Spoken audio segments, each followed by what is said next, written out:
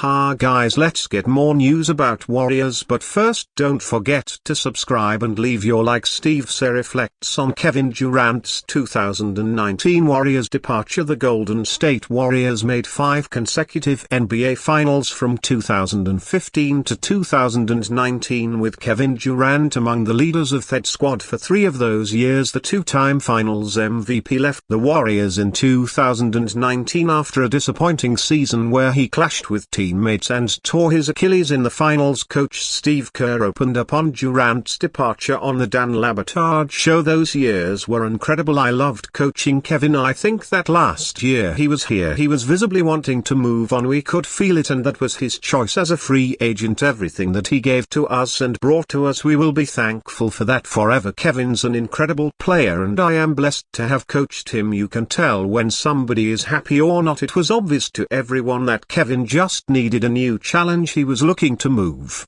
on. Durant was incredible. His time with the Warriors, averaging 25.8 points, 7.1 rebounds and 5.4 assists over 3 seasons. His decision to join the Warriors in 2017 is argued by many to be worse than LeBron James moved to the Heat in 2010, especially because the Warriors were coming off a season where they set the regular season wins record with 73 and eliminated Durant's OKC Thunder in the conference finals with a 3-1 comeback after the Warriors' incredible season ended with a 3-1 series loss of their own to James and the Cleveland Cavaliers. Joined up to make them virtually unstoppable. They dominated their way to the 2017 and 2018 championships, failing to repeat after injuries to Durant and Klay Thompson. KD left the Warriors in the summer of 2019, remming up with Kyrie Irving on the Brooklyn Nets. Their pairing didn't work for a variety of factors,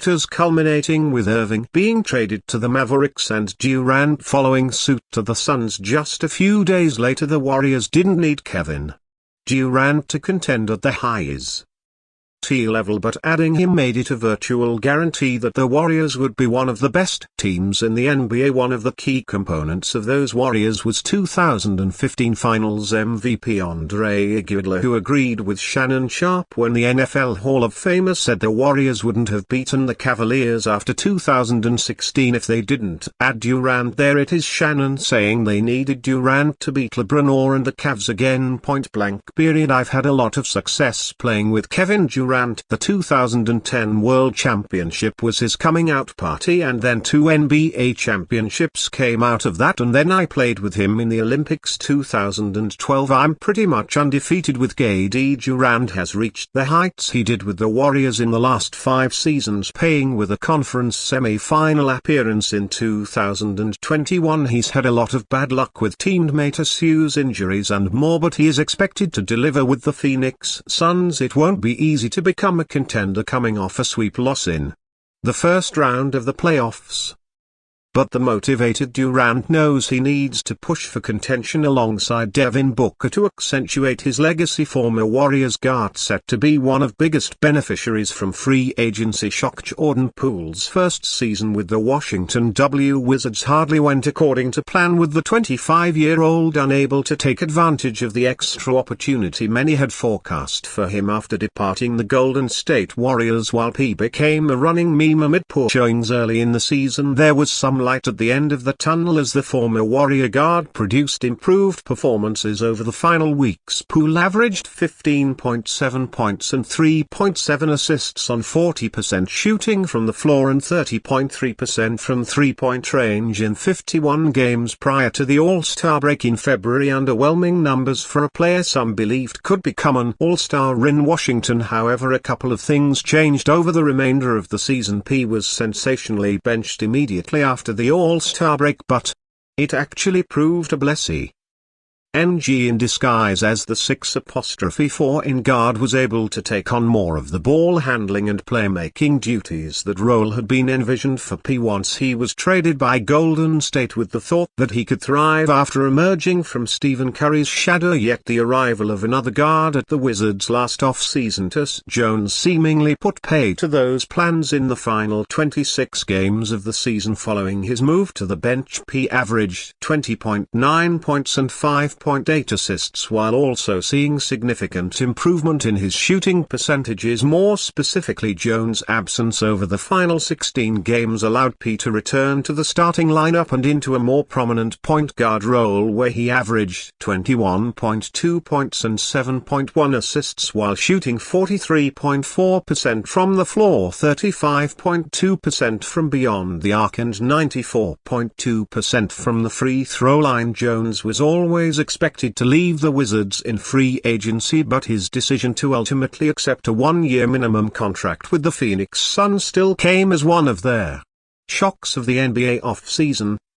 While the Suns are undoubtedly seen as the winner of the move, P also sets to benefit greatly based on his play in Jones' absence towards the end of last season. Now free to take the majority of point guard minutes, Poole could thrive in a way people had previously expected after he was traded in a package for Chris Paul last June. The 20,122 NBA champion made headlines last week when he placed a series of Warriors-related photos on his Instagram, while P has also spent time this off-season hanging out with Golden State guard Gary Payton. Michael Jordan knew he had to change how he treated teammates after punching Steve Kerr in the face. It made me look at myself and say, you know what, you're really being an idiot. Michael Jordan and Steve Kerr played in 231 regular season NBA games together with the Chicago Bulls. They had tremendous success as a duo and will be linked forever. However, Jordan and Kerr relationship didn't get off to a good start. Jordan punched Kerr in the face before the 1995-96 NBA season during a heated practice. Phil Jackson threw Jordan out of practice and Jordan realized he made a colossal mistake. In Jackson's book 11 Rings, Jordan said he acted like an idiot when he punched C in the eye. Jordan knew he had to change if the Bulls were going to win more championships. It made me look at myself and say, no, what, really being an idiot about this whole process. Jordan recalled by a Chicago sports historian Jack M. Silverstein, I knew I had to be more respectful of my teammates. Jordan called Kerr after punching him to apologize. The two talked it out and their trust went to another level. Jordan knew he crossed the line and it presumably meant a lot to Sir, for the most significant player in the game, to call him to say he's sorry. While discussing the fight in ESPN's The Last Dance doc-series, K said standing up to Jordan was the best thing he ever did. KR also revealed that his relationship with Jordan dramatically improved after the punch. We talked it out and it was probably in a weird way the best thing that I ever did was stand up for myself with him because he tested everybody he played with and I stood up to him. K said from that point on our relationship dramatically improved and our trust in each other, everything. It was like, all right, we got that out of the way, we're going to war together. Not only did Jordan and Kerr win 3 straight NBA titles together in 1996, 1997 and 1998, but they also hooked up for one of the biggest plays in NBA Finals history. Hit the game-winning shot against the Utah Jazz in Game 6 of the 1997 NBA Finals off a nice pass from Jordan. And you, fan, what do you think of the situation of Michael Jordan? Leave your opinion in the comments.